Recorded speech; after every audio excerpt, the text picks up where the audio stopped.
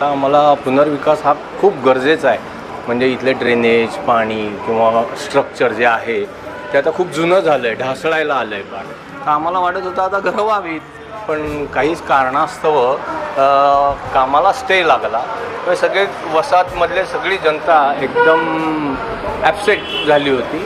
तर आता कोर्टाने आणि मुख्यमंत्र्यांनी देवेंद्र फडणवीसांनी हा स्टे उठवून जरा आमचं स्वप्न लवकरात लवकर पूर्ण होईल असं वाटतंय. तर लवकरात लवकर व्हावं हीच इच्छा, बाकी काही हे नाही. अनेकांनी साथ दिली. म्हणजे आमचे इथले स्थायी नगरसेवक आहेत, ते पुणे शहराचे अध्यक्ष आहेत धीरजजी घाटे, यांनी पण भरपूर प्रयत्न केले. धीरजजींनी आम्हाला मुख्यमंत्र्यांपर्यंत चॅनल दिला की त्यांच्याकडे पोहोचून आमचे प्रॉब्लेम्स जे आहेत ते त्यांना सांगावेत.